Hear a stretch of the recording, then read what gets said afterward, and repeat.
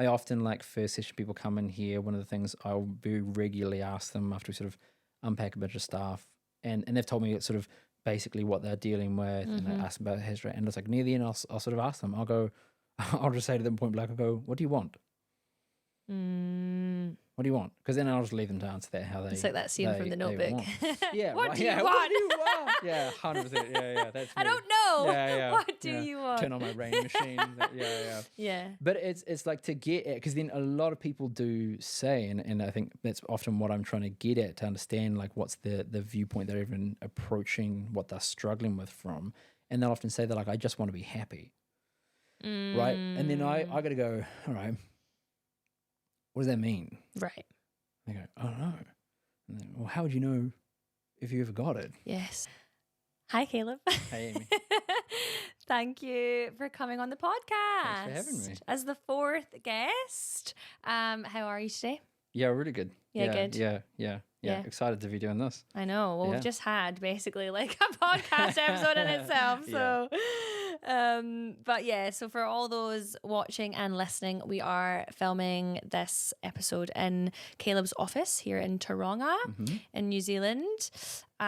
Caleb is a counsellor who works in private practice with a background in volunteering and youth programs. And Caleb and I met through my job. That's right. At P3 Recovery, the Wellness Centre, and we got to know each other. I think it was January time. Yeah, it would have been. Yeah. So, yeah, Caleb, I'm just really interested to hear more about your story and kind of what brought you to this point in your life. Hard out. And just kind of what life as a counsellor looks like as well, and kind of just hearing more about what you've learned through your experience, because it's been about 10 years now. Yeah, getting up there. Cool, let's get into it. Yeah, I'm keen. So at this point in your life, what does success look like to you? Yeah, I love that question. I thought about it for a long time, probably longer than even required. It's that whole like university doing more than the lecturers actually require of you. Yeah. I like two parts, I think, for me to answer that question. One is the specifically thinking like work wise, like what does success look like to me, and then there's probably like a broader, bigger life kind of definition of it, which it's like it's separate, but it also like encompasses the first one. So I guess like for work, for me in my work, success for me looks like being able to be equipped as a therapist as much as I possibly can be to help as many people as I can possibly help. And it's a funny thing, like as a therapist, you know that like every person that walks through your door, you're equipped to help many of them, and some people you just won't. They just won't click. Like the nature of therapy, the relationship is so key. And some people for just a massive host of reasons, like you just won't be, like you're just not their guy. Like you're just not going to be their person. Right. And that's fine, right? But then for every other person, being as equipped as I can be to help as many as I can. And I think as well for me, like mine is a profession with a massively high rate of burnout. Yes. A lot of people get into this profession and then crash and burn quickly or after just a few years, because the heavy load and learning how to manage that and take on other people's things, but then process them so that you haven't adopted their stuff. Yeah. Not have the strain and stress of that bleed into your personal life, and managing that. It's a learning curve and a whole bunch of skills required to do it. And so some people don't do that learning curve as well, and it's really difficult to do. Plus, it's just a really hard job. Some people are working, not as fortunate as I am to work in a private practice where my boss lets me do whatever I want because it's me. So where other people are working where they have like really high, on top of the therapy they're doing, they have really, really high other demands for them for their office hours and reporting and things like that are really strict and constructive, and other demands on their time as well beyond that make it harder to do. So for me, like being able to have longevity in my career, I think is really important for me, which is a really interesting marker of success, because you never really arrive at it.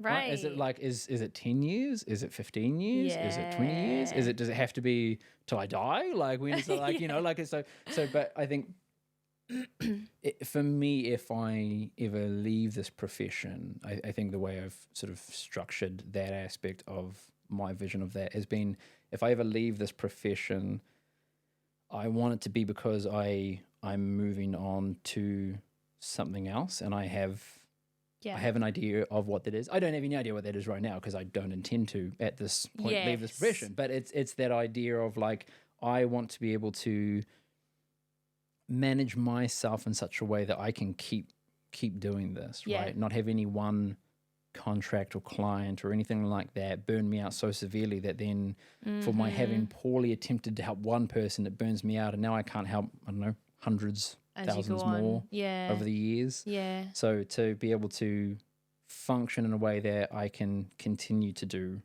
what I do. Yeah. And with each passing month, year, decade, get better and better equipped at doing it even better, being more efficient, more intuitive, more tuned in. So I think that would be the professional side. Probably bigger and more encompassing would be, when you sent me that question to have a think about, I was thinking through it tonight. I popped my phone open, and I had as we're sitting here in midwinter at the moment, and I had a picture pop open on my phone. Your iPhone throws you photos and stuff from the past, and it was from summer last year. And it was my kids, my 3 girls, sitting out in this little like beach tent pop-up thing that was just in our backyard in their pajamas. It would have been like they would have gotten up super early and woken me up, and so I leave mum to sleep and I take the kids. And it was like, it would have been first thing in the morning, but it's so warm outside. We go out in a little tent and they're sitting out there with books and their pajamas, stuff like that. And I remember the day and just like hanging out and playing games in the backyard with them, with the family and stuff like that. And that I think for me that's success. Like when you find meaning in your life. Right. Yeah. And because obviously there are two, so there's like the two categories for your work and personal, and like how much, I mean, you've kind of touched on it, but like how much do you feel like they overlap? So like, say for example, you have a quote unquote bad month at work. Do you then take that on as sort of like an identity in a way, and it kind of like spills into your personal life? Because I've definitely struggled with that in the past. Like I've struggled to completely separate the two, right? Yeah, for sure. Yeah, and it definitely can. I think, like, if it's gonna spill over anywhere, it's to my family. Yeah. Right. So like, and that's always the way family cop whatever's going on in any other person's, like, I love the family cops at first. So but I think this is where like the nature of like how you communicate with your people is really key. And I by no means get this perfect, go in and be grumpier than I should or more antsy, but like being able to communicate, like go in and go like, I'm having a bad day, right? And say that, which is not then that like you get just endless grace to be a jerk and like, you know, like because you've had a bad day. But like, I think like for communicating it, there is like it even like just being able to do that, like into vulnerability for yourself, because that's really what that is. Like, you're having a bad day. It's like, what's like, now I'm feeling vulnerable, like I feel empty, like I've poured out everything I've had for the day and feel tapped, but no, I'm walking inside and have a family that need me, and the concept of that feels overwhelming, of that. But be able to just go in and say that like takes a lot of the power, I think, out of it. Rather than always trying to be perfect or just don't be like, and even say like, I'm feeling like I need to be things that I don't feel like I have the energy or the capacity for. And like much of the time you sit and you be real with that. Like I find, for me anyway, saying that is like it puts me enough in my sort of like conscious brain with it that then I can see it, that it's like, oh no, actually I do have the energy to sit down and play for blocks. Like I actually do. Yeah. I don't feel it because it has been a big day and it has been hard and I am tired. Yeah. I don't feel like it. And I was like, but what my brain's telling me is I can't do it. It's too much. Can't do it. It's too overwhelming. But then it's like, once you put it out there and you put yourself a little bit more in your like conscious brain, it's a little easier, I find, for me to then to be able to go, that's not true. Oh, It's yeah. just a feeling. Yeah, okay. I just feel like I can't, but I can. You can. I have the energy. Like, Right. I'm like, oh, I'm so wiped out and tired, and it feels like I could lie down and go to sleep right now. But I wouldn't. If I went and lied down, I'd be like on my phone or something stupid. Yeah. Like I wouldn't. Like it's like Right. more. If anything, it's probably like in that sensitivity from the day, like wanting to isolate. Like there's a lot of people's impulse when they feel worn or sensitive, or like anything else, is to isolate, To hide. Yeah. When often actually, and this is like learning not to lean too heavily or trust what we call like our feelings or like impulses too much, because they're often just wrong. Like the opposite's true. And the same thing will happen. I go and be a bit more open, a bit more honest. I'm a bit tired, stuff like that. And I can say to my kids, like, oh, Dad's a bit tired. He's had like a really big day today. And they'll go, it's all right, Dad, and give me a massive hug. And it's like, oh, it's like, what? I was going to hide from that? Like, and it's like, that's the best. Like, it's awesome. And it's like, like so many things in life, the cure is often in a little bit of what feels like poison at the time, but actually learning to like lean just accept into it and lean into it. Yeah. Yeah. On the point that you just mentioned about like oftentimes your brain will just be like lying to you, kind of reminds me of like the ice bath, right?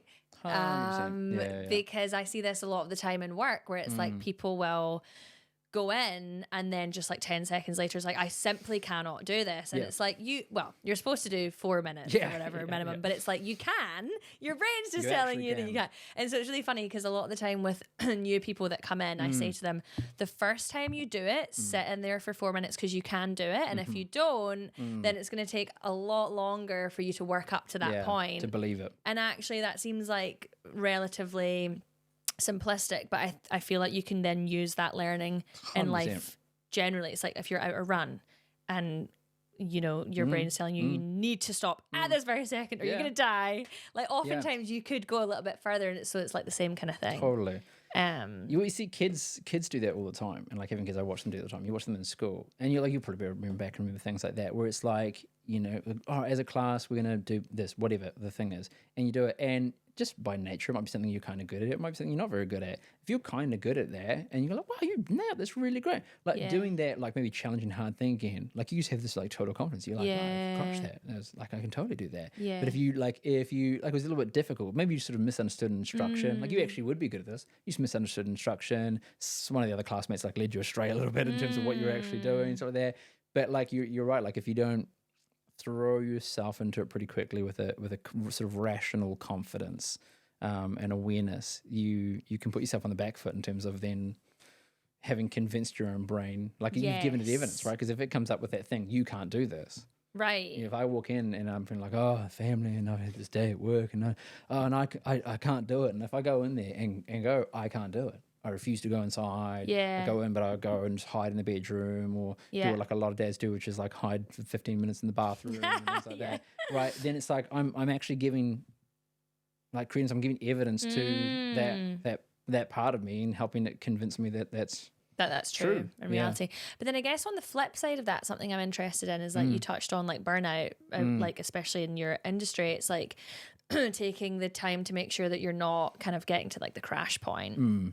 It's like how, in your experience, like how have you manage that? Because I guess what you were talking about, it's like, you know, you can sometimes just find yourself pushing on and just telling yourself that's a lie, I'm just gonna hustle anyway and work and like ignore it, and then you get to the point where it's actually like pretty bad. Like where is the in between of that, of actually just making sure that you're not actually just burning yourself out, right? Yeah, for sure.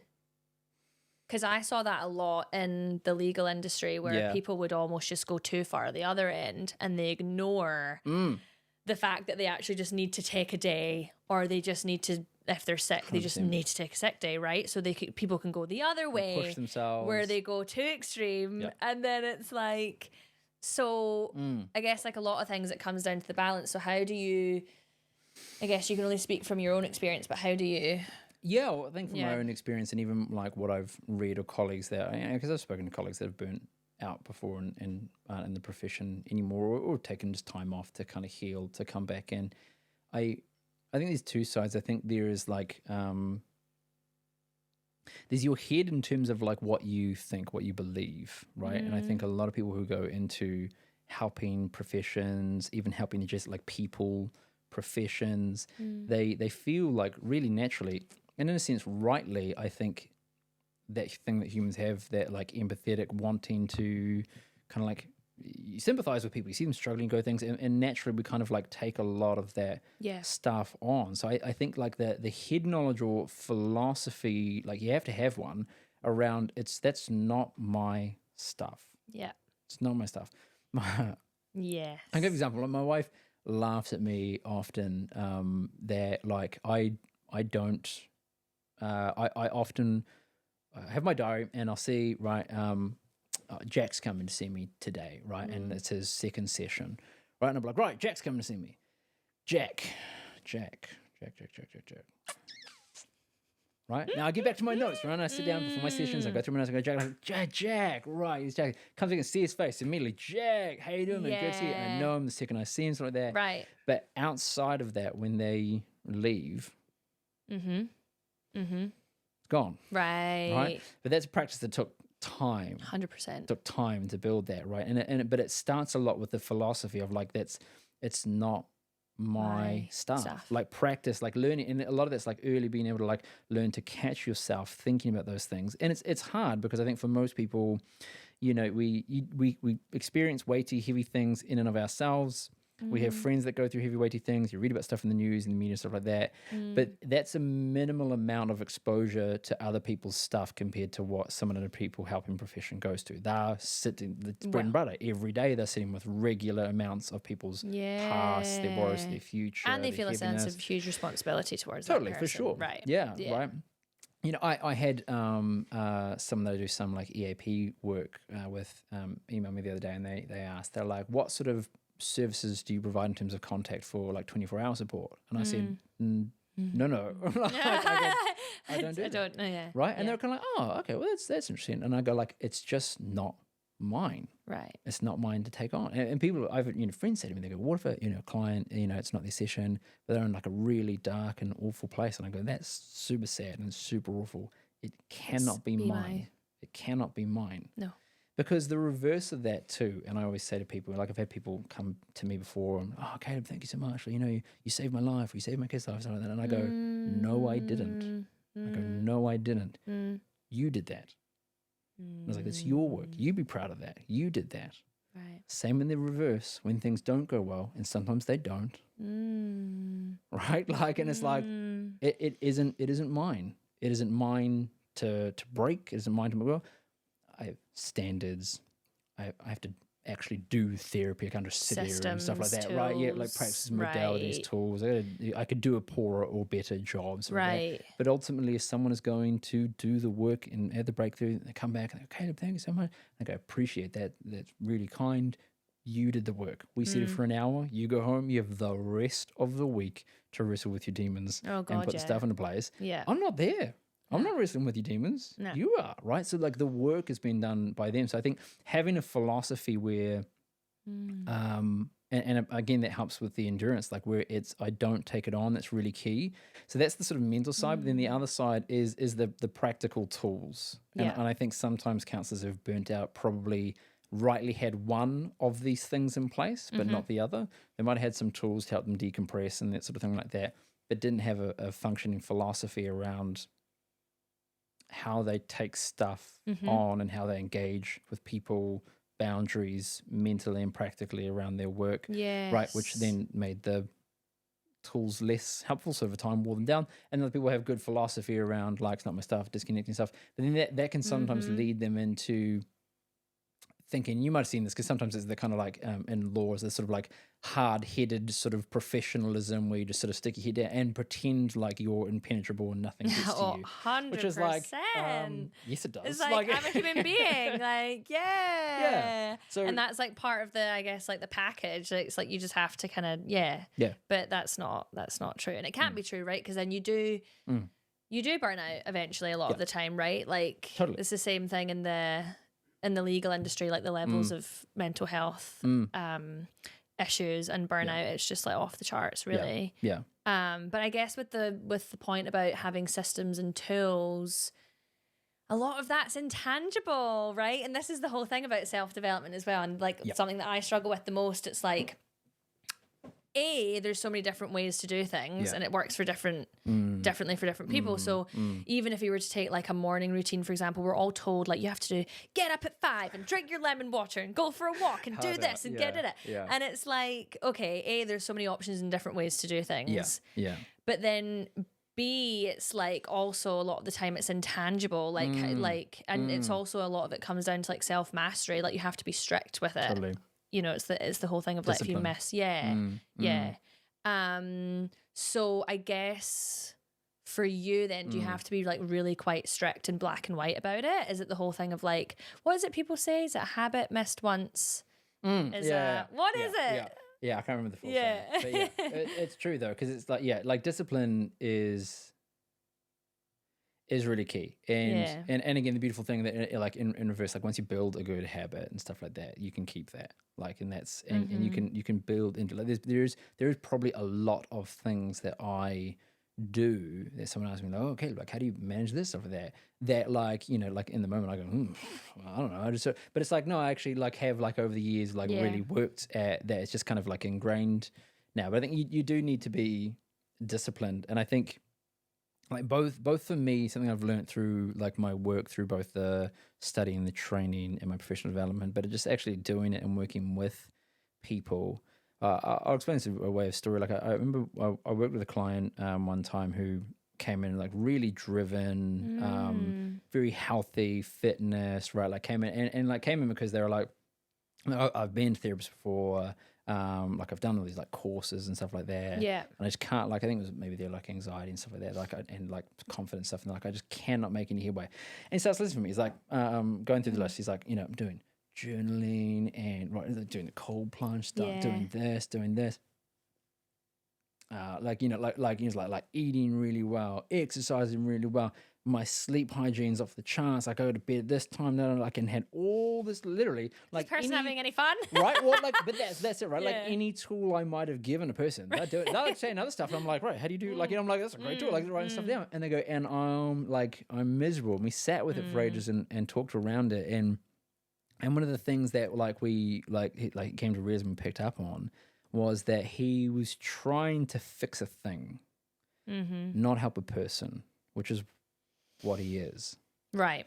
So like he's trying to like fix, like make this thing like, work. Right. Why is this code not working? Right. Yeah. Like it needs to. This thing needs to be good enough to be good enough, and it's like it just is. Like you can just be a person, right? And that was like, and this is not a tool I give practically anyone, but like for him, like one thing I had him do was not do any of those tools. Right. Not a single one of them for a week. Just a week. Because they're good tools. They're good stuff. Yeah. Right. But then like the point of the week was to take the time to examine and look at like how do you view, think about, talk to, value you. Right. And find the weak points in that, because it has to be relational, I think. And that's what sits in the middle between the sort of the philosophical and then the practical tools and the way you think about things and then the way you execute things. Like it has to be like relational, like but within yourself. Like you're going to impulse to do things, right? And it's like manage that, which doesn't just mean a kind of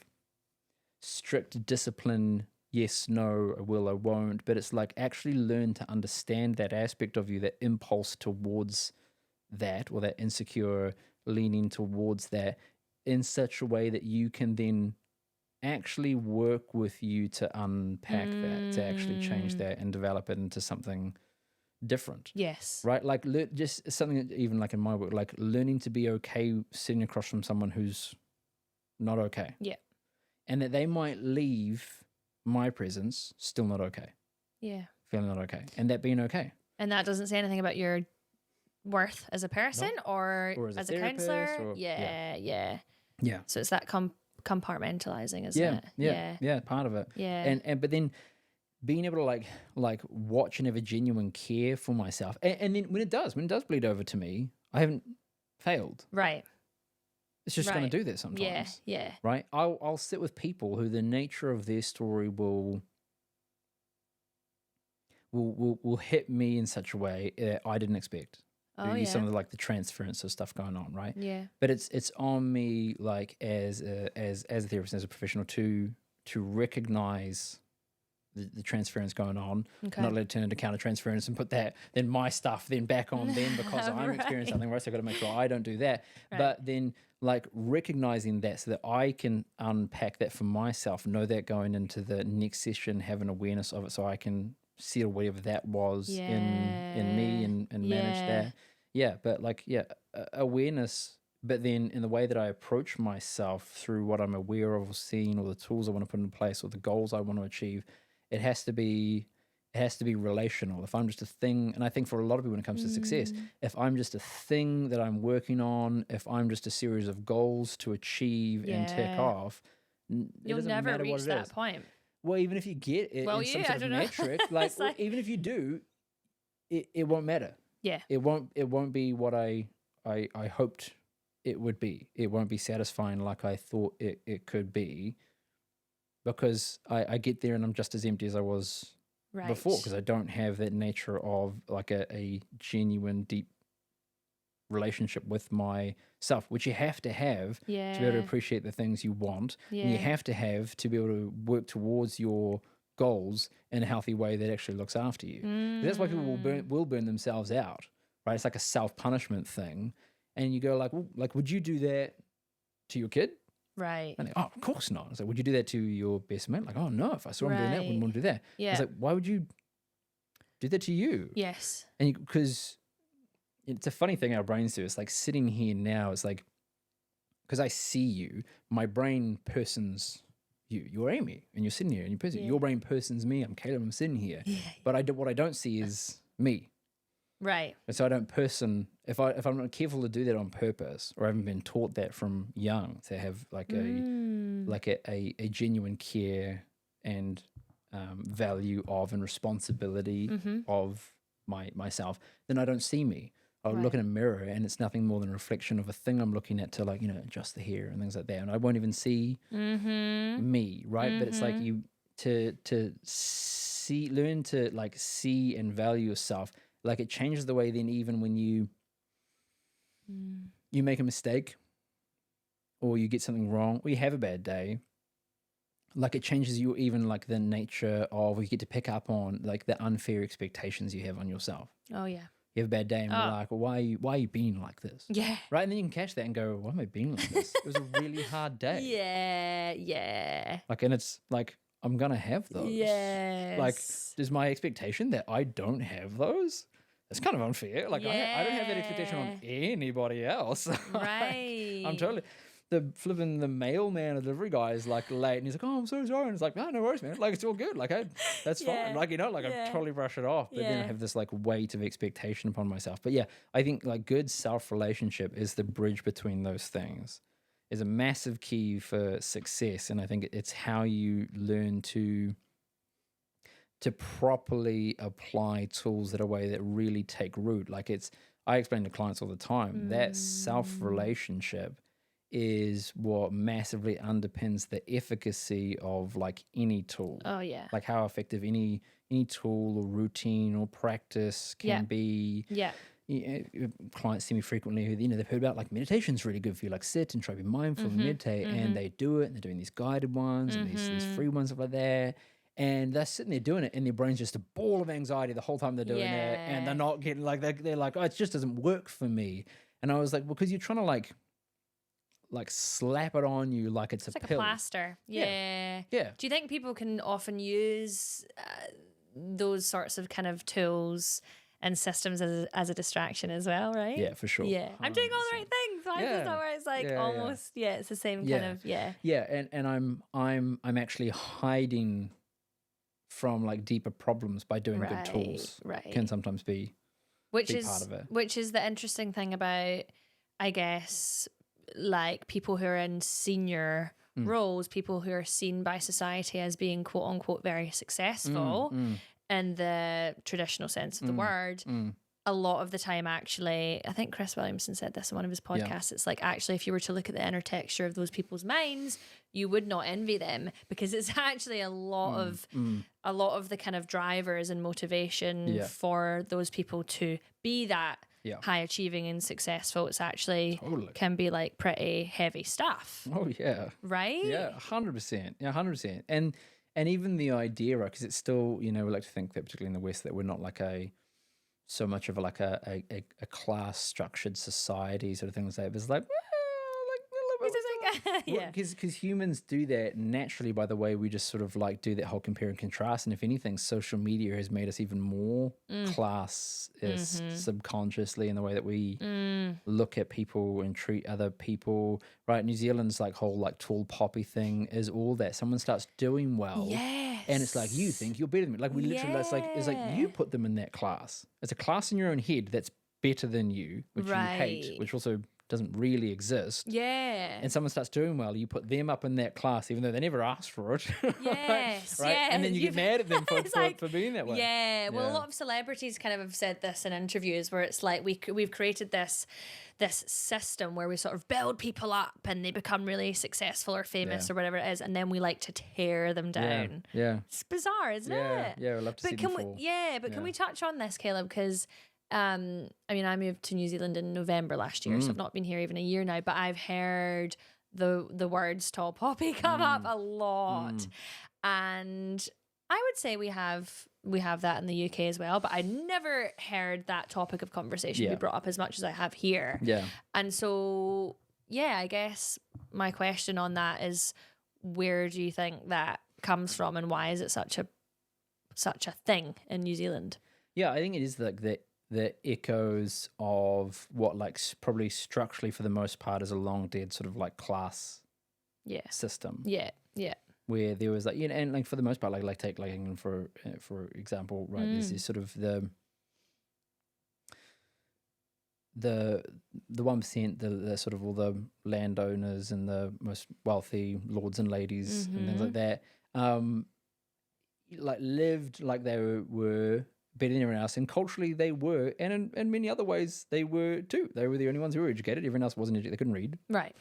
So it's like, well, who's going to be in charge? How about the person that can read? Like, it's like, who's going to like run these massive sections of land and organize these huge groups of people? And it's like, how about the people who can like read and are educated and who were like raised for like lead and stuff like that. So, but I think still and slowly as it's built across like in human cultures, like since the Enlightenment, really, like the desire for people to feel a sense of, like values that have raised up, particularly like as America has exported its ideas of like freedom and individualism and stuff like that, like the value of the individual and their personal liberties and things like that exported, which really clashes with the whole class idea, you know, and like and people like, particularly from the sort of American democracy, democratic idea of like hating tyrants and like fair enough and dictators and not liking that. So I think in New Zealand, and it's where any sort of like pendulum swings too far. I think the tall poppy thing comes out of not wanting to have an established group of people who are or think they are or act like they are like better than I or we or the rest of us. Yeah, it's like that wasn't the deal almost. It's yeah. Right. But now I think it's largely driven by like it's like in New Zealand and in Australia too, like it's really just a cultural insecurity that we have of like thinking, and I've seen a lot of celebrities point this out too, where they'll come to New Zealand, they'll film a movie, they record an album here or whatever, and they'll come to New Zealand and they'll go, oh, New Zealand's so beautiful, it's so lovely, everyone's so kind and friendly, it's so great. Maybe I'll move there, it's so great. So then they buy a house and stuff, and they move in and they try to get to know their neighbors and stuff, and they find that it's like Kiwis let you come this close, and then no further.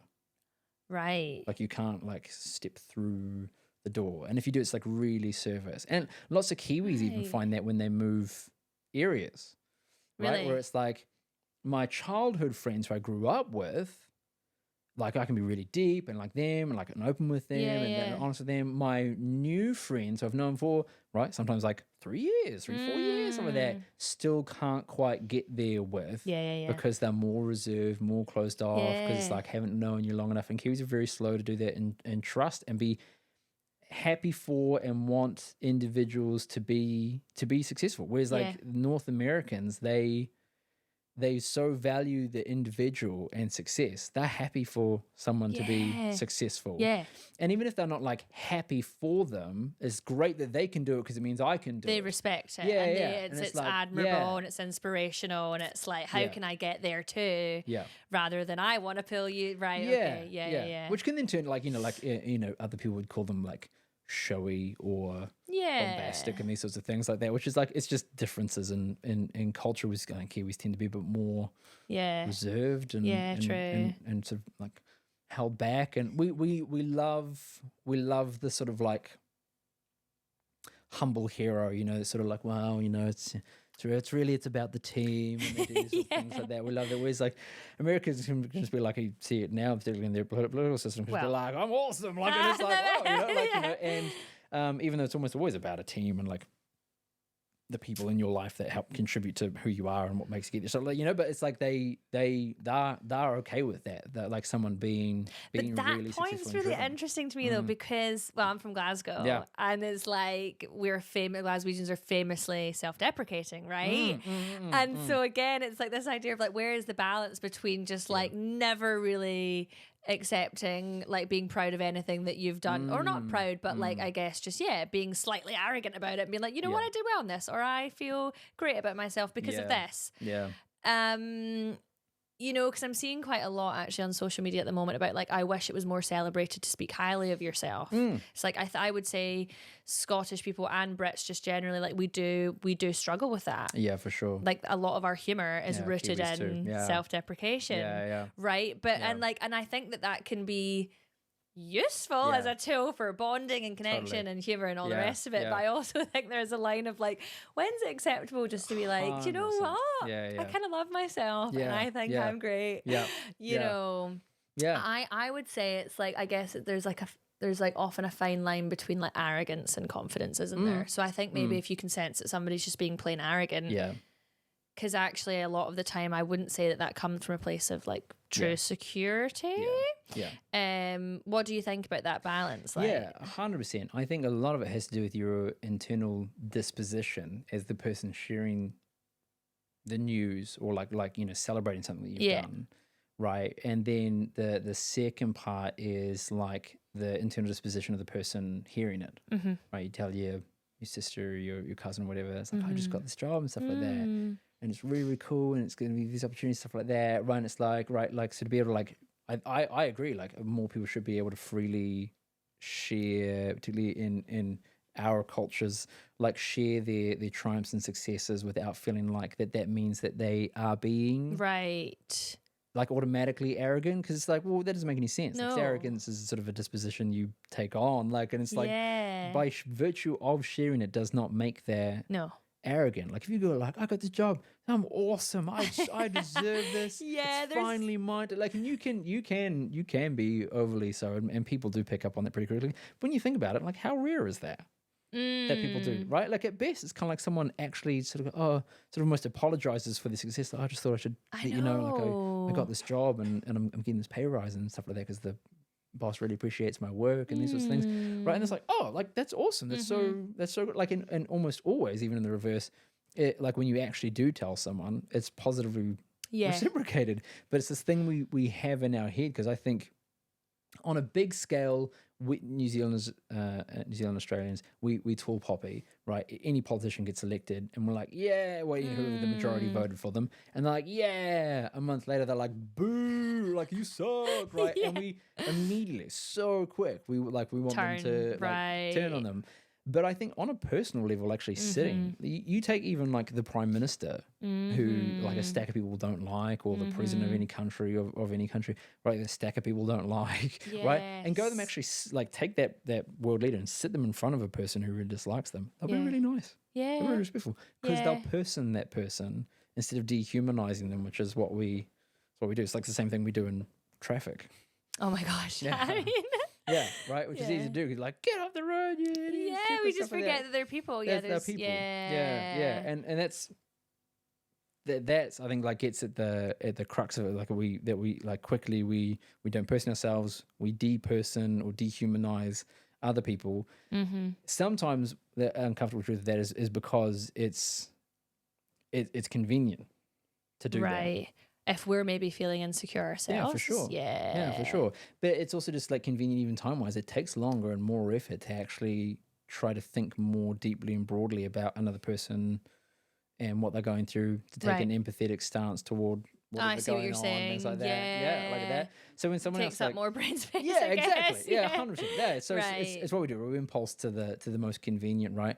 But I think when someone else is successful, I definitely think we should be able to share and celebrate that more. I was talking to someone about this morning because yeah, she just got this really cool, like awesome job, and she's only told like 2 or 3 people, and she's only told them because she needs like some like addresses and phone numbers and reference stuff like them for them for the job.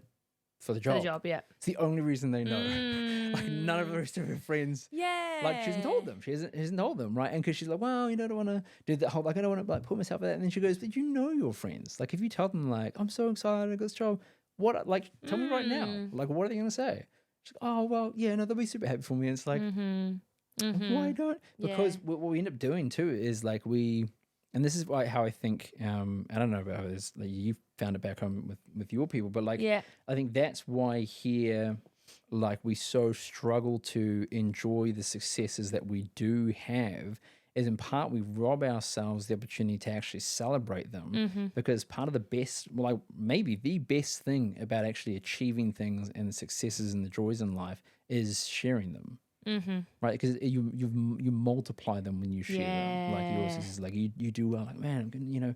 So a friend of mine the other day told me they're like, you know, I think tonight's something like that. They're going out for dinner and they're celebrating like 8 years in their business. I was like, that's so awesome. So we nice. like chatted about it and stuff like that. And the more we chatted about it, I could see her getting more excited about them going out for this dinner to celebrate the thing, like because we were like sharing in the excitement. But when we go like, well, I'll just keep it to myself and not be too proud or boastful and just sort of celebrate it quietly by myself. And it's like you're celebrating it less, if at all. Like, share it with your people, your safe people, your particular people, but like share it, and celebrate it. Yeah. And if 100%. You know you're doing it like in a not arrogant way, because again, it's that two sides of the coin. If you know you're not being arrogant, and someone does act insecure, like who do you think you are?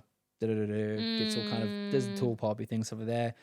Okay, that's good information to have. That's good information to have. Yeah. I think we can all pick up quite easily though on someone who is maybe sharing something just for the purpose of getting external validation for it, sure.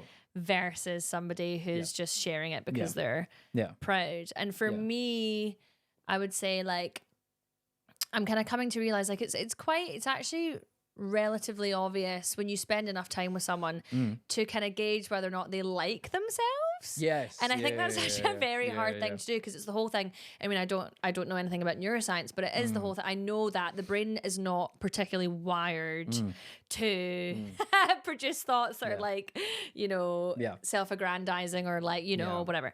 And so, but you know, I'm thinking of a few select people in my life. It's like that are very secure in themselves. They just like themselves. It's the whole thing. I would take myself for a beer and I don't need to go around and shout to the world about the money I have or for the status I have to feel accepted and loved and worthy. But in saying that, easier said than done. So many of us are struggling with that very thing. It's like, how do I prove that I'm enough? And like going back to one of your clients, like the guy who's doing all the right things, it's like, it is just this predicament that a lot of people find themselves in of like, well, don't I need the standards and don't I need the don't I need to hustle and prove myself, and like I want to get better and I want to improve.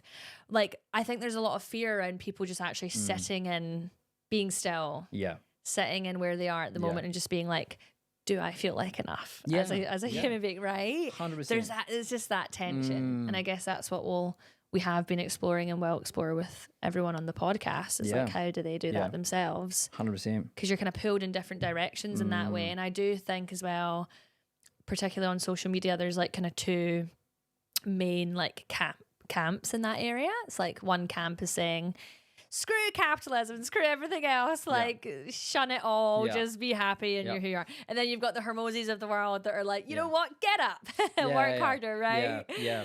And so I guess how often do you see people in your work, like in your field of work, how often do you see that people struggle with that tension?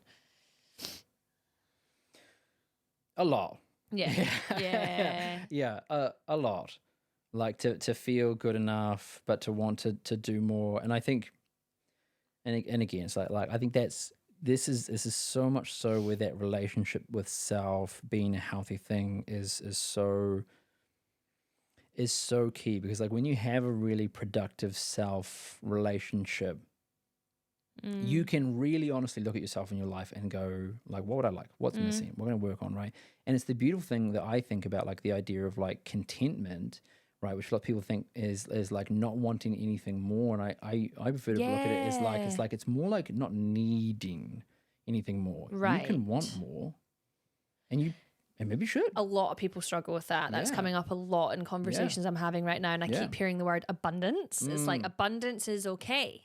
It's not an inherently bad thing. Don't feel guilty to want abundance. Sure. Like scarcity, even if you were to look at it from an evolutionary point of view, scarcity is not a good thing. Yeah. But a lot of us feel almost like addicted to being in that kind of... Yeah. Right. Right. It's like, like harvest all the nuts in summer that you can, because winters do come. Like it's fine. Like you like do that. But it's that like I'm talking about is like the one of the sort of major, I think, cultural ideas exported out of the States just through films, television, social media, and sort of that is their values right around, and they're good in and of themselves, right? Sort of the life, liberty, pursuit of happiness, things like that.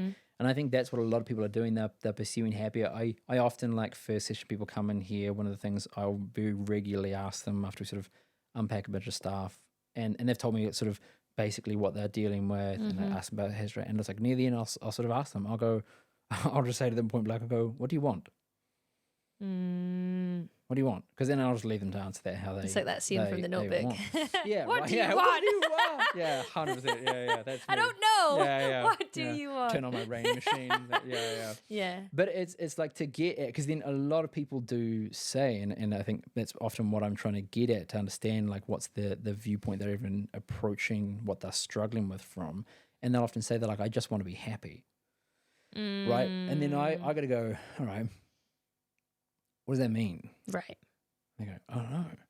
And then, well, how would you know if you ever got it? Yes. You have no idea what it looks like or what it means. But then even further than that, is that even a good question? Like, is that even a good goal? Mm-hmm. Like, what does it mean? Be happy. And you go, think of a time when you were happy. Wow, this birthday when I had this, we went on this holiday and stuff like that. And I go, right, do you want that perpetually? And if you do, have you ever met anyone, ever, who has that? Well, it's the blue pill, red pill thing, isn't it? Yeah. And it's not that's not real. That's not it's an idea. It works in the movie, because the movie ends and they're happy and they're high fives or that, and fade to black. And so we get to go away being like, they're happy for how long? Forever. They're forever happy. Right. I want that. I want to be happy. Right. I want the pursuit of happiness. I want I should be able to be happy. And I think probably what the founding fathers, when they wrote those words down, didn't mean happy like we, in the kind of more casual way that we talk about it. I think they probably did mean more like an idea of content. Yeah. Like contentedness in our lives, sense of like deeper sense of like meaning, and being able to provide for those I love and help other people and stuff like that. What they, I think, probably more meant by happiness. But we don't use happiness like that day. Like someone's like, oh, he's a happy kid. I'm feeling pretty happy today, right? It means kind of more just mood, feel, vibes, right? And I want that to last. And lack of discomfort, I think, just not being uncomfortable. Fear of discomfort. Yeah. We've turned discomfort, even boredom, into a thing that we're afraid of. Yes. Now, because it used to just be a thing that happened sometimes. Well, that's it. And it's like, I think as well, we're now living in, have you read Dopamine? Is it called Dopamine Addiction? Oh no, what is it called?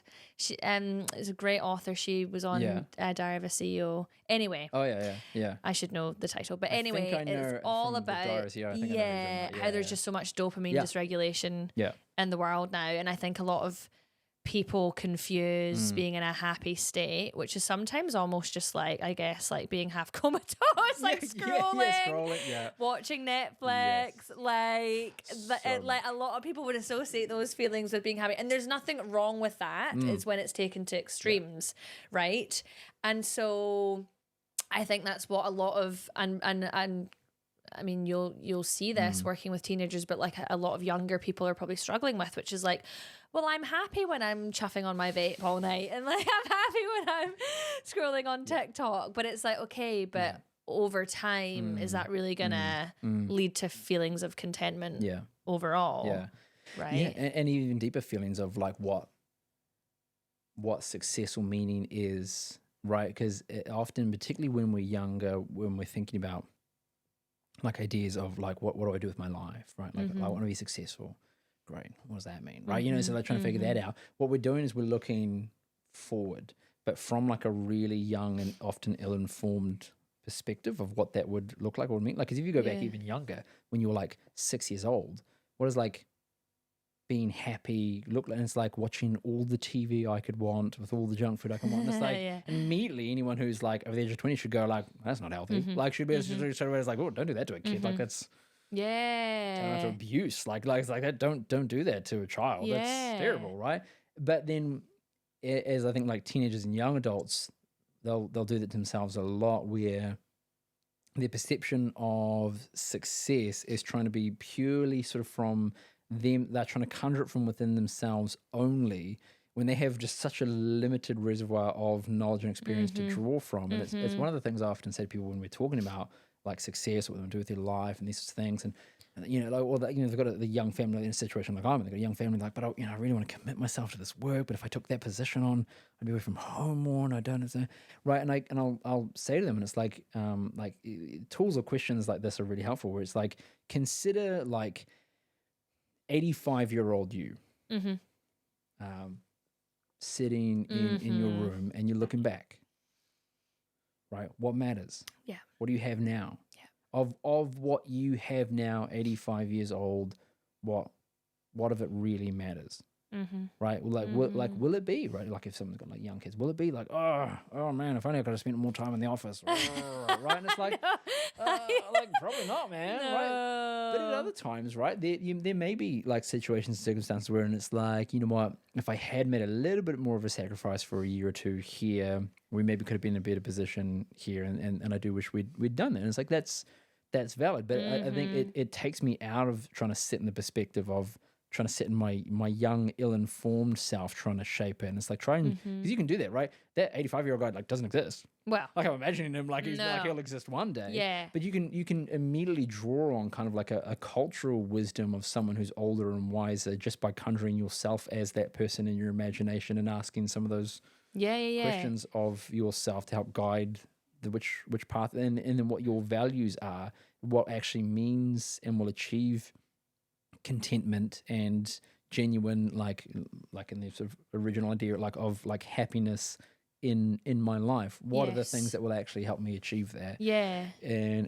And that varies so greatly person to person. Like for one person that will be say they're a scientist and they just love their work and they're like, I just want to be in the lab all day every day because I want to make this breakthrough discovery and that will give me a sense of purpose and meaning to my life. Like that might involve them working 80-hour weeks and doing that. But if they feel, if they know that that's what's going to make them happy overall, right? So like nothing is inherently right or wrong. And that's where that relationship with self comes back again is so important, because you have to be able to ask yourself really honest questions and tell you the truth. And you might not like what you hear. Yeah. You might not like your own truth that comes, but you'll know. But your subconscious will know it, right? Yeah. Well, that's even what will tell you. Like I think, like because again, sometimes like no one will lie to you as much as you do. Like we'll trick ourselves into all kinds of things, right? And I think that's where people like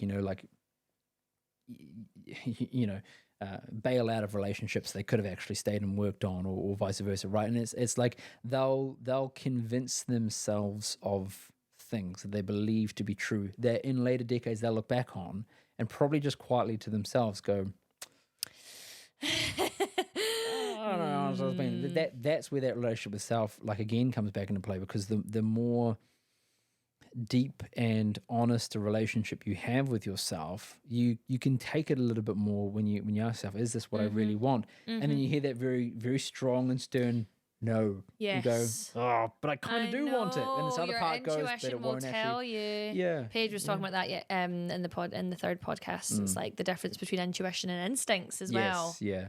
Right. And Important difference. I ignored my intuition for years. Like, I knew this is gonna be funny if I ever do go back to law, and then I'm like eating my words, but I did know I had a very strong kind of intuitive voice telling me, like, this is not your passion or your path, and which I ignored because I felt like I had to become someone to prove myself and all the rest of it, right? But a lot of the time you will feel it.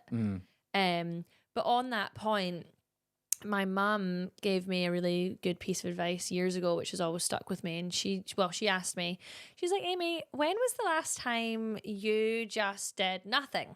Like, nothing. I was like, what do you mean? And she's like, well, for example, you know, back in the day, like in coffee shops, people would just stand in the queue and they would just wait and like let their brain just whatever, right? Or they would go a walk and they would not have their headphones on listening to, ironically, a podcast. But it's like, so I've come to realize that for me anyway, actually, you need to give yourself time. I mean, with meditation, it's slightly different, isn't it? Because you're observing and then sort of watching the thoughts go. But I try and give myself just the time to like sit in with myself, like, and just check in with myself, versus just always rushing from one thing to the next thing and filling up the time, because that is distraction, isn't it? Yeah, it is. And it's like, I've talked to people about it, it's like reducing the noise. Like, if you think of your brain like a computer, it's like the hard drive has like limited space, and we fill it up. Like, it works with almost any teenager, and I can say to them over, like, you know, whatever time of day my appointment with them is, I say, you been on TikTok today? They go, oh yeah, right. How many videos did you watch? Like, don't know. Yeah. Right. 100. Okay. How many could you tell me about? Right. 2, maybe. Right. But their brains are just taking in this massive data, right? Like consuming. My gosh. Online and social media, any young person, is just a funny little way to think about it. It's like any young person is going to see, by the age of 15, see more faces and hear more voices than in human history than most humans would ever see in their entire life. Oh, true. Yeah. I've never heard that. Yeah. Like by the age of like 15, 16. Oh my goodness. Right? Because it's like, it's thousands, hundreds of thousands of people, right? Millions for some of them, that they're just like consuming stuff from all the time.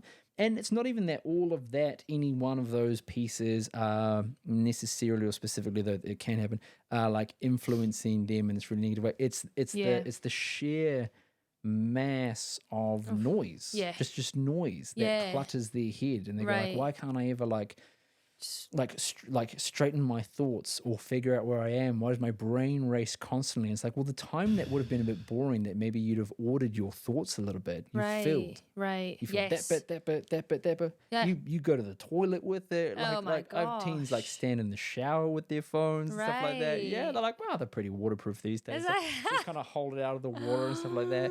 Oh, I think we can all relate to that. Yes. You know. Yeah. And then it's like people that go like cold turkey and they're just like, I'm off it completely. But it's like a, you know, I've said this before, it's definitely a positive tool. It's just like, totally, yeah, depends on how much you're using it. But that's where the dopamine, I think it was called Dopamine Nation. I'm going to correct myself, but that's where the dopamine dysregulation stuff comes in, because actually 100%. We're finding that like with just like people's brain chemistry, it's actually pretty hard to do, which is why I'm a huge advocate for things like the ice bath and stuff, because it's kind of helping you tip the scale back the other way. Yeah. You know? Yeah, working that neuroplasticity and changing the wiring of your brain. 100%. Oh my God, I don't envy teenagers at all these days.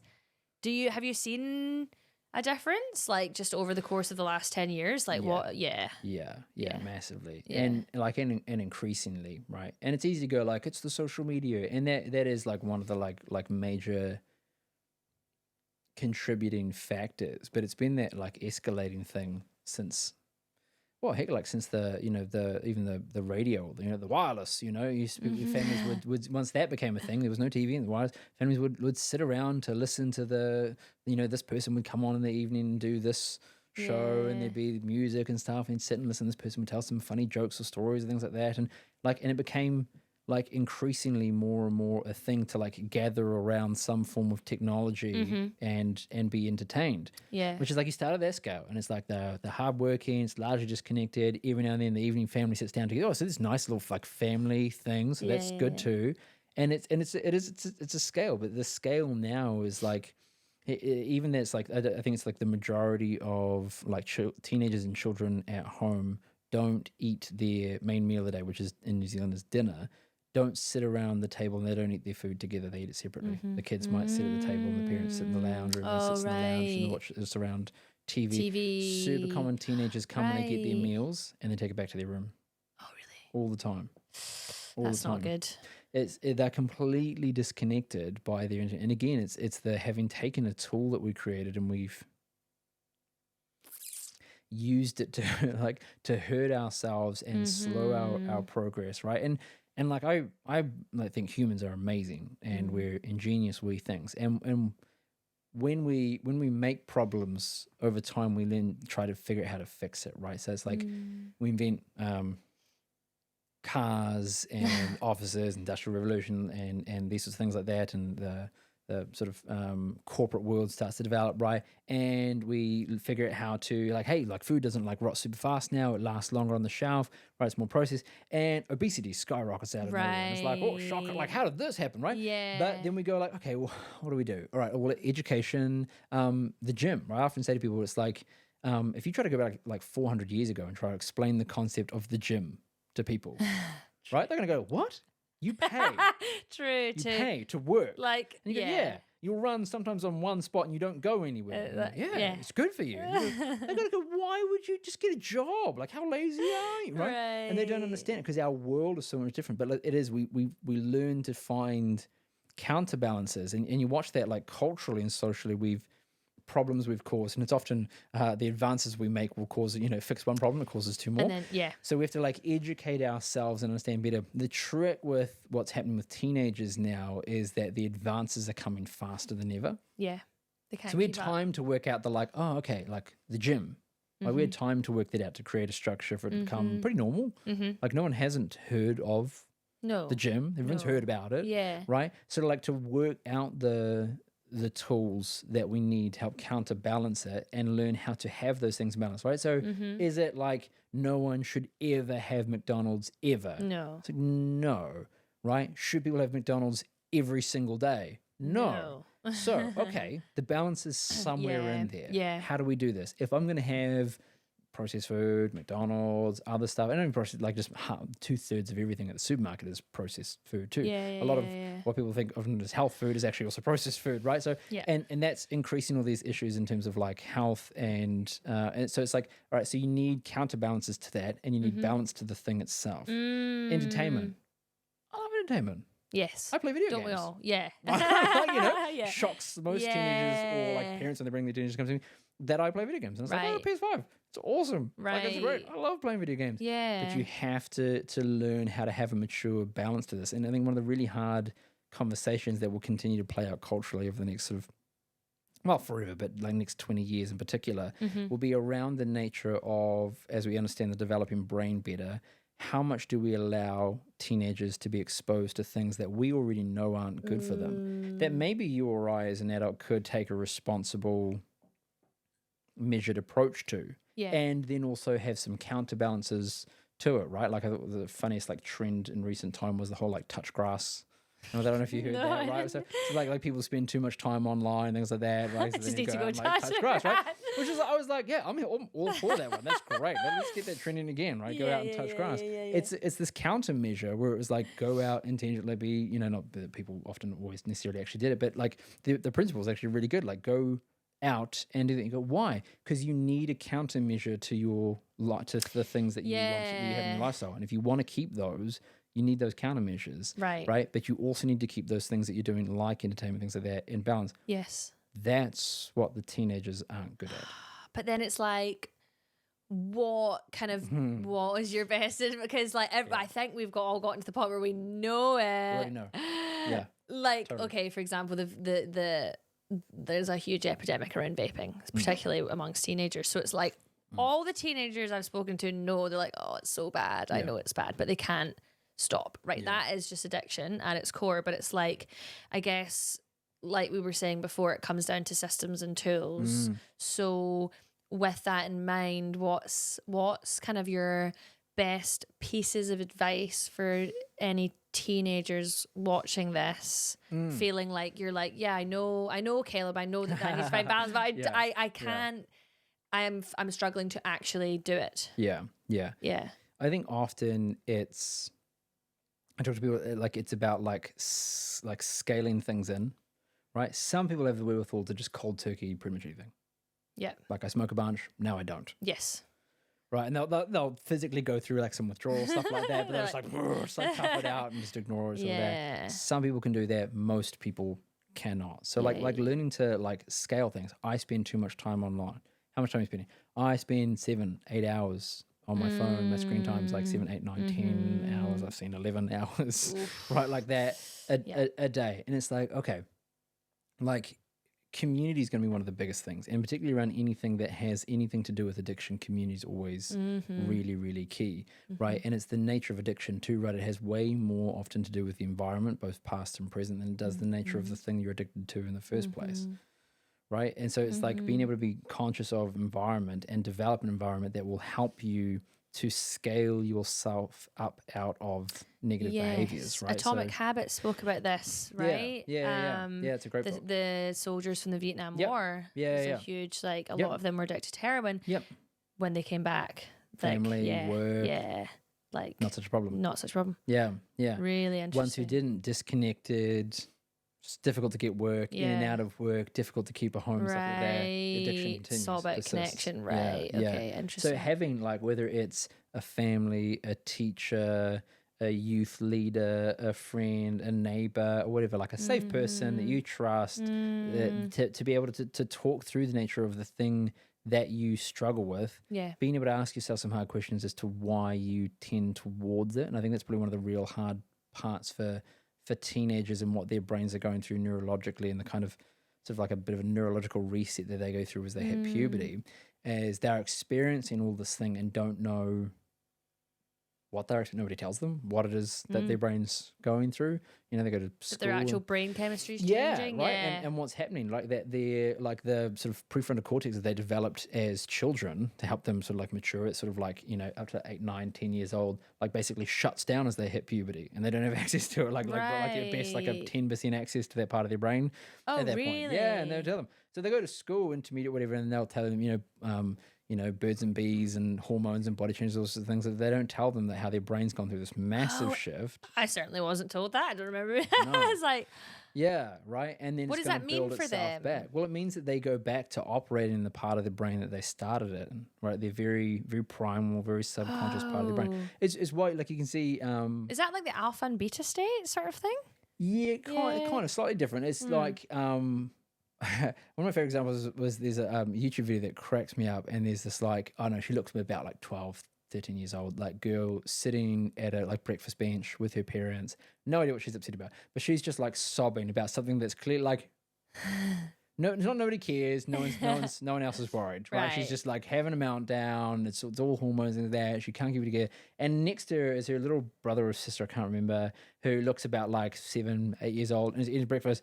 And it's like looks at his sister and looks at his parents and goes like, "What's wrong with her?" Right? And this is like, "What's wrong?" And he doesn't. The parents don't get what's wrong with her, and the one younger doesn't get what's wrong with her, because in a sense, actually, in that moment, they're both operating out of more similar parts of the brain than she is in the middle.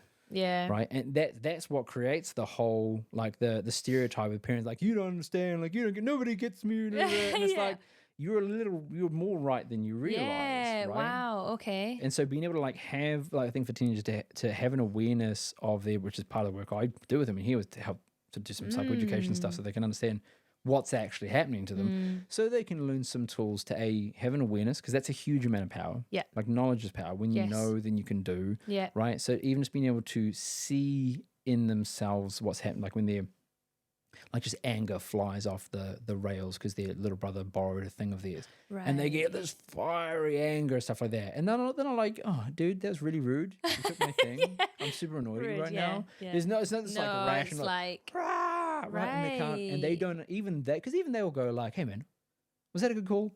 And they're going, no, like that's terrible. Yeah. That was a dumb. Oh, cool, because it's the awareness to get after it. Yeah. But is it their brain just, I'm curious. So you're saying that when you're like coming into your teens, your brain just completely, what's happening? Yeah. So like your brain is born, and there's a uniqueness to our brain, unlike sort of any other like mammal creature, wherein is like, take like a calf, right? Like is born, right? Within like a few hours, she's up.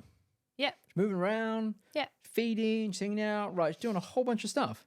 Humans are born, put it there. It can't do anything. Nothing. Yeah. Super useless. Right. Can't do anything. Yeah. Super dependent, right? Like and so true. Needs like a Sapiens lot. talks about this. Yeah, right. Fully in its like it's subconscious, like very primal, very self-centered by its nature. You know, no one decries a baby being selfish. We expect it to. How right? dare you? Yeah, exactly, right? But then the nature of growing and maturing is that getting more access to and utilizing that more mature, rational prefrontal cortex. And yes. Right? So our brain's born. What is this? What's this world? What's people? What am I? Right? And so it's gathering data more and more and more. And that's you might have heard the whole like the whole like first 1,000 days thing, like of a child's life, and how crucial that is, and the development that goes on there, how sensitive that time is. Yeah, it's gathering in data, more and more and more data. Who am I? That's really where like some of our deepest senses of self come from. A lot of where our self-worth comes from. Like I've heard some research like that we could ask like neuroscientists like if they were going to point to one thing that was going to be like the determining factor for overall how successful might this child be in their life. And they would put it down to the amount of words spoken to them face to face in the first 1,000 days of their life. No way. Yeah, I've never heard that. Interesting. The amount of words. What words? What language? Doesn't matter. Doesn't matter. Really? Doesn't matter. Yeah, right. Because they're mapping, right? Like your brain, me to mum, me to dad, right? Like me to my sibling. Like who am I? How safe am I? How secure am I? They're mapping that because they can't do that, particularly early on. They can't do that for themselves. They're getting that all from that parent figure. Yeah.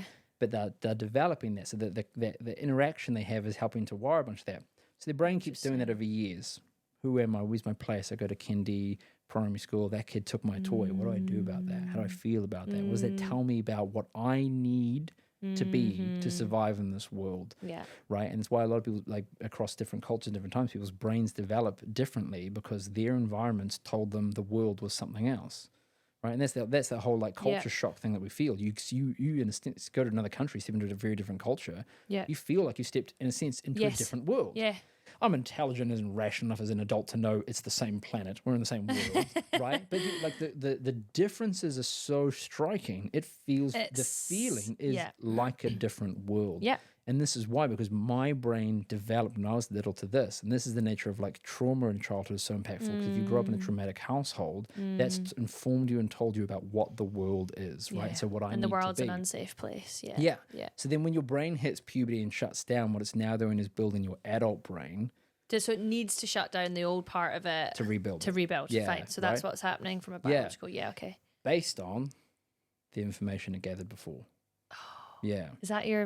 That's your subconscious, right? In a way. Yeah. So like all your experiences that you've gone through, all the information that it gathered about who you are, what this world is, how safe I am in it, how I need to operate, or how I need to be, right? It like then jumps into right, and I think you'll see, and these are stereotypes, but like kids who are, right, you get the whole helicopter parents, right, they never have to do anything, they're always perfect little angels and stuff like that, will remain super immature because they've never had to be responsible.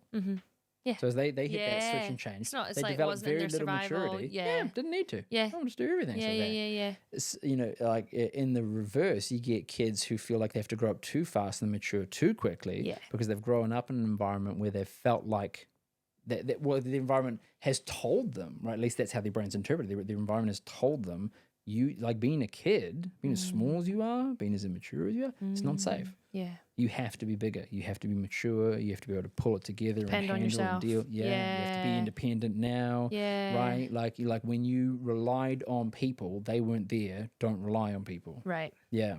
There's Right. really fascinating studies did this, and they did a TV show out of it. I think in the UK they had three different families who like just had a newborn baby, and then they had three different parenting experts from very different perspectives of how to parent little babies. Yeah. You had the very, very old school, and I forget the guy who came up with this whole theory way back, long time ago. Yeah. Like come in, and it was the very like, feed baby, put it down, you leave, you don't go back in. If it's crying, doesn't matter. Let it Baby's cry. fine. Yeah.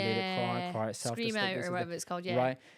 One more in the middle, and the other one is like baby co-sleeps, right, in your bed. Baby ever cries, you go to it, or if it like, constant response. Babies like basically carry baby on you like as much as possible. Get those little like the wrap things, and baby's on you all the time. And you watch, and at the beginning you can kind of see like really, really interesting things, but that like research is very, very clear now. That like actually somewhere in these two, somewhere in the middle or the other end, is much better for our developments. They're like, just let them cry themselves to sleep, they'll be fine. Because what they would look at is what seems like evidence, right? Put the baby to sleep, it's crying, baby will stop, they will soothe themselves, it's just fine. And eventually baby does stop crying. Aha, see? But now we can scan their brains. Yes. And so what you'd see is like babies crying, they're dysregulated, right? And they go in this very dysregulated part of their brain, and that'd be lit up like a Christmas tree, right? They're panicking, they need help, they need someone to come and help regulate me, because actually they can't regulate themselves when they're that little.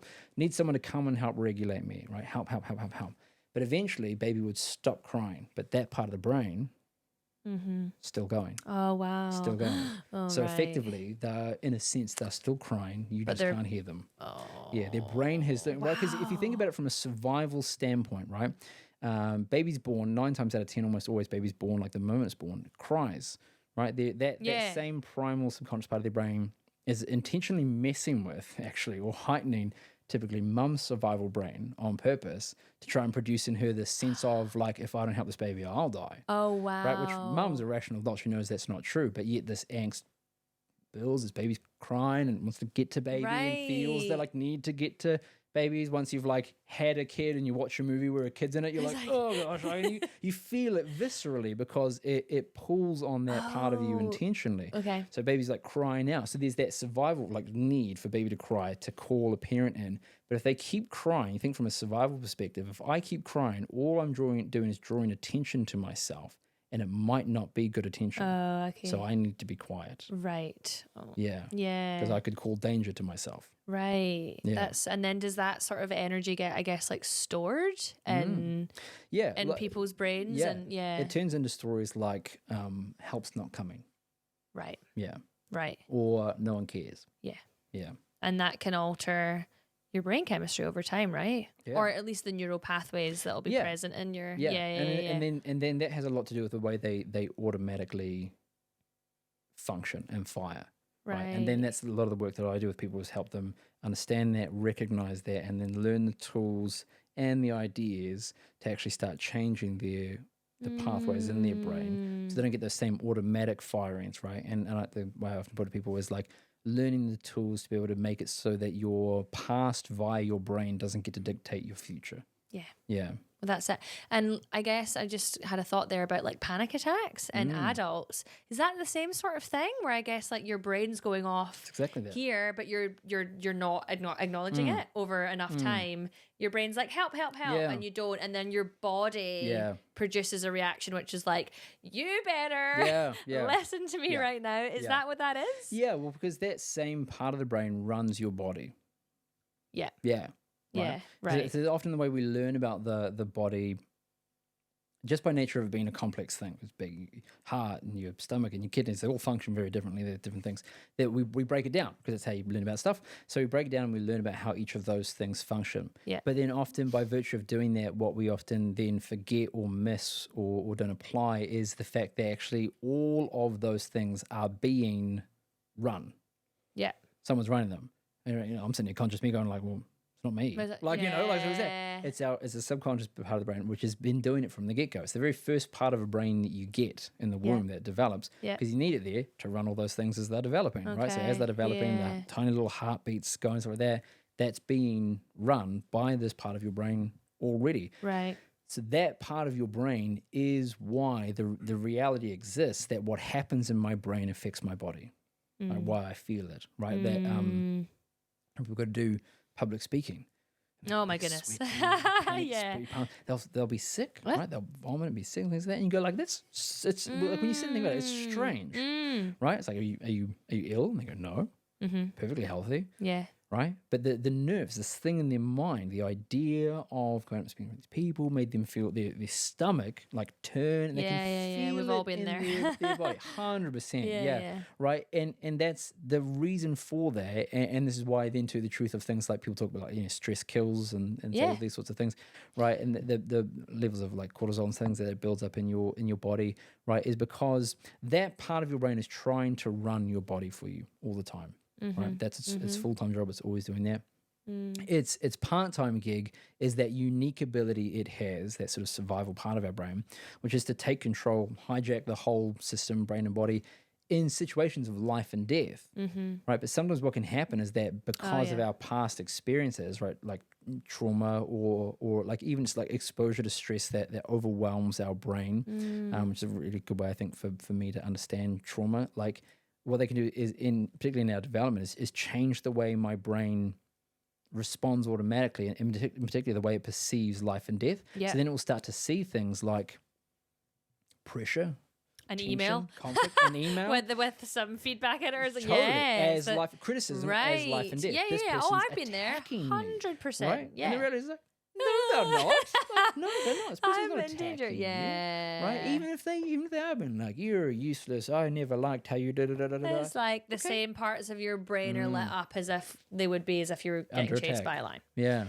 Right. Yeah. So then your responses are the same, right? And that's why people struggle. They're like, why can't, you know, I get home to my spouse and I see them there, and you know they're clearly having a rough day, and if I see they're having a rough day, then I just lose myself, and then I can't concentrate and talk to them. And why can't I just be rational about it? And I go, because it's not your rational brain that's stepping into that space. It's your primal. It's your irrational primal brain, stuff like that. So like learning to recognize those cues and those shifts in your nervous system help you to learn how to put tools and practice in place at appropriate times to start getting ahead of some of that so it doesn't slip into some of those same states. Yeah, and have that awareness. I used to have to do that as well. Like when I was more like a trainee lawyer, it was just like, you know, email comes back, or like you've maybe not, you'd missed the mark on this, whatever it was, I don't know, you're training, it's like panic, like it did, and it was also like an identity threat as well, like my identity was somehow threatened by the fact that I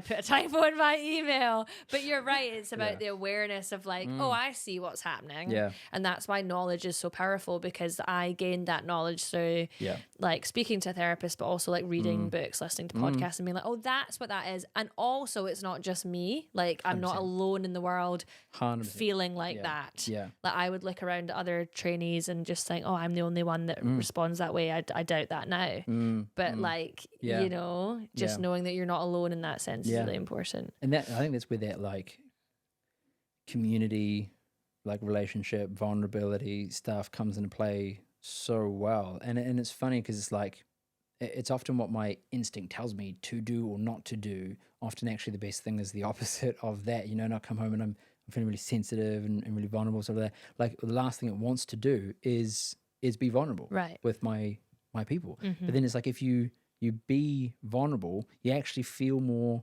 seen, valued, which actually makes you feel all the more equipped. Right.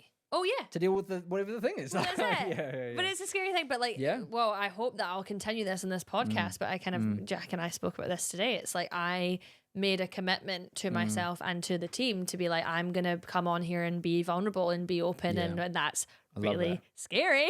Super scary. Very scary. But it's like, you know, it's. I think, as you said earlier, it's like, you know, you said that you wish more people were like that in this day and age. And I agree. It's like a very scary thing, but it's like, I guess, what's the word? It's rewarding. Yeah. Yeah. It's rewarding in a Yeah. way. What I mean, this is a very broad and probably difficult question, but what would you say is like a good piece of advice to a man listening to this who feels like he is really struggling with loneliness and feeling enough and feeling okay to just be a man in this world, in this day and age? Yeah. It's a hard one. I've put you on the spot with it. Yeah. It's like I would think to go like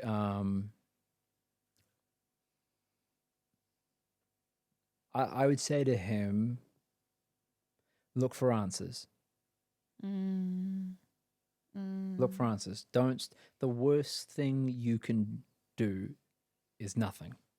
Yep. You feel lonely, you feel pointless, you feel aimless, you feel hopeless. Look for answers. I've tried. I looked here, I didn't find them. Keep looking. Keep looking. Because you will find them. The only guarantee that you won't find them is if you don't look. Yeah. So keep looking. Like keep digging, keep searching.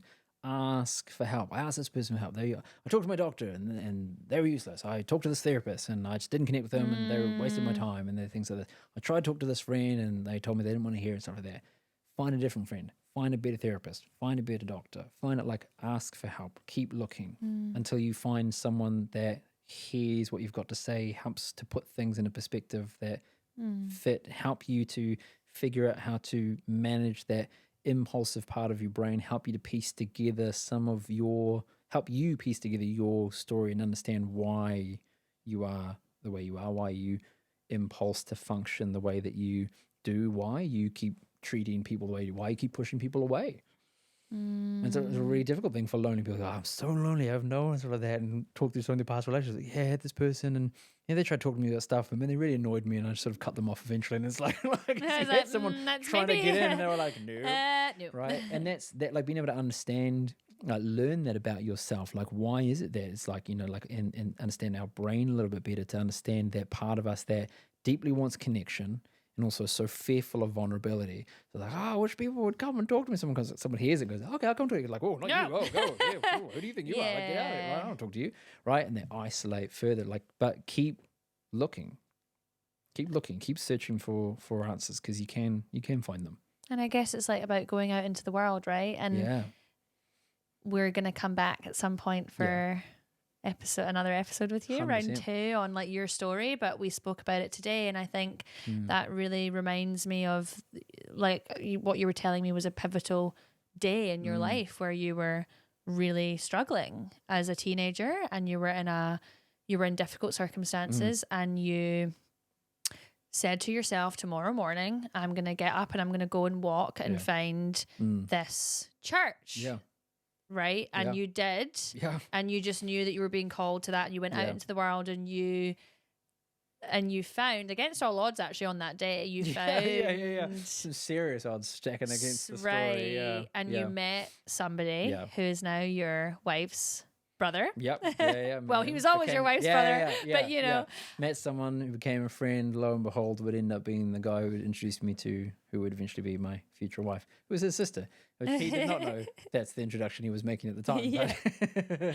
But who, like, by all accounts, sounds like he, like, essentially saved your life at that point, right? Yeah, for sure. And so I guess you practice what you preach. It's like you need to go out into the world and speak to people. 100%. Right? And seek help. Like, it's okay to rely on other people and ask for help and 100%. Yeah. Admit that you're struggling and and because we need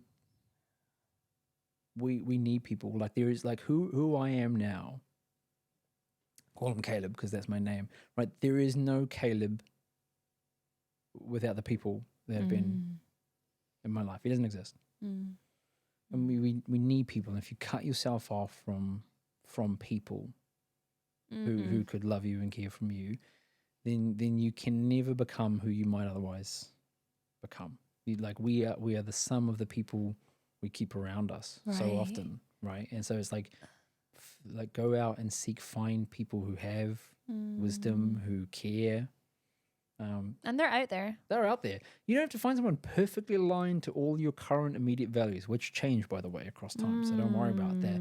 Right? Find someone who cares enough to share and take what's valuable and meaningful in those relationships and conversations and take them and adapt them and apply them to your life and grow and keep going. Where's the end goal? There isn't one. Just keep going. Like, And you lean, know, in, and lean like, into just keep the going, lean fear, into it. which is Yeah. what we're like, lean into Yeah. that fear. Like, life is scary. Yeah. I love the saying, rise up and the road will rise to meet you. Yeah.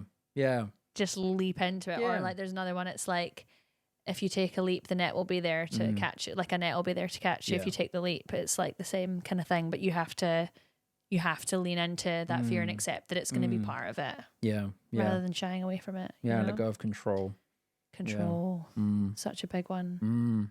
Caleb, thank Yeah. you so much. It's been so fun. It's been great. You've been really cool. awesome. And I'd love to come back Yeah. Please do. at some point Yeah. to discuss more of your story and kind of hear your background, more about your background a bit more. But I've loved this conversation. I think it's going to be really helpful for the people that do listen to it. Yeah. I'm excited for the podcast. I can't wait to watch some of the other episodes. Yay. Yeah. Oh, thank you so much for coming on. Thank you so much for having me. Brilliant. Awesome.